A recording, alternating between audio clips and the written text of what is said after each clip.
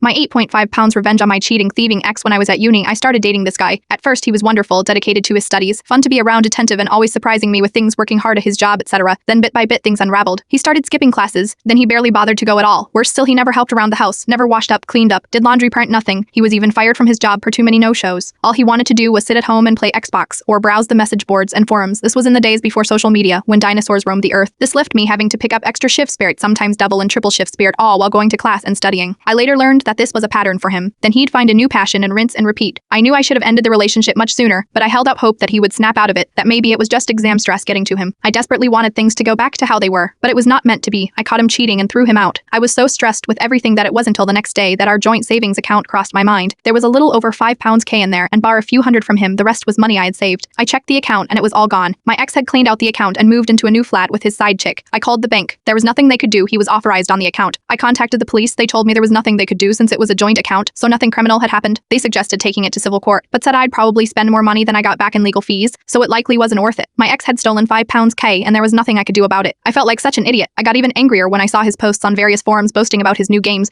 new nongers, and gadgets, all bought with my money. I'm not usually a vengeful person, petty on occasion sure, but I've never wanted to exact revenge as much as I did right then, and I knew just how to do it. While I was a student, I temped every summer to help pay for my studies. One such job had been for a debt collection agency. The work was as it is you can imagine, but it paid really well, and it was only for a few months. My ex had been dodging debt for many years, and he was very proud of that fact. He was also proud of the fact that his debt was close to being statute barred, and he hadn't paid a penny. For those of you who don't know, in the UK, creditors have about 6 years to collect a debt, and then it becomes statute barred and that means the money is still owed, but creditors have no legal way to enforce payment, such as using bailiffs. My ex was a few months away from reaching statute barred status. However, what a lot of people don't know is that making a payment on that debt resets the clock. If you pay any amount, then that 6 years starts from scratch. Previously, I had used my insider knowledge to help him dodge the debt. By the end of our relationship, I was handling everything paired, including his debts. I had the paperwork, so I knew who he owed and how much I called his creditors up. I was honest and said I was a friend calling to make a payment on his behalf. I didn't pretend to be him because that would be a big legal no. They weren't allowed to disclose any details, but they were able to take payment. I paid the minimum I could on each debt, per about £1 on most, but one had a minimum payment of 1.5 pounds. It was the best 8.5 pounds I have ever spent. I also made sure to give them his new address and contact details, as well as his parents' address. Having worked in Modern the Biz, I knew they wouldn't change the address since I wasn't the account holder, but they would note it. They had various systems where they could search for his name against that address and see if anything came up. If they got a hit, they changed the address. The trap was set. All I had to do was wait. A few months rolled by. Then it happened. His posts on the forums went from boasting about his new gaming PC to panic about a court date. He called me and begged for advice. I told him to F off. Seeing I wouldn't help, he asked for advice in the forums. One of his online friends told him not to turn up to court. That way they wouldn't be able to prosecute without him there. It was terrible advice that was 100% untrue. In fact, not showing up is one of the worst things you can do, especially in civil court.